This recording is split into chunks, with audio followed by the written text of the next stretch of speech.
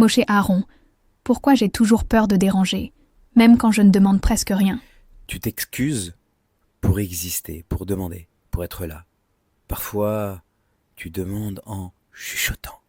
Tu écris désolé avant même de poser ta question. Tu prends moins de place que tu en as besoin. Et pourtant, il n'y a rien de plus naturel que de demander. Mais toi, on t'a peut-être appris que demander, c'est déranger, que ton besoin était une gêne et qu'être aimé, c'était ne jamais faire de vagues. Mais laisse-moi te dire une chose. Le vrai amour ne t'enlève jamais le droit d'exister. Et tu n'as pas à t'effacer pour être accepté. Il y avait une petite étoile, brillante, douce, discrète. Elle essayait de diminuer sa lumière pour ne pas déranger la nuit.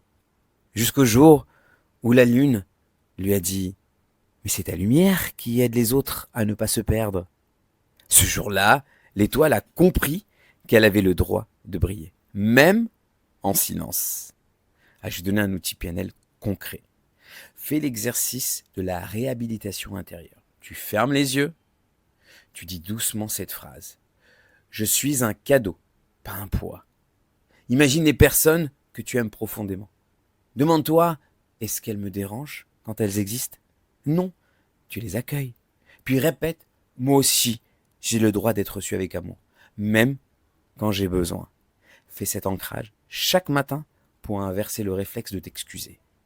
Tu n'es pas trop, tu n'es pas un fardeau, tu es une présence précieuse.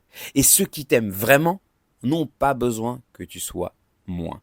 Et dans le prochain épisode, on ira encore plus loin. Comment oser prendre ta place sans culpabiliser.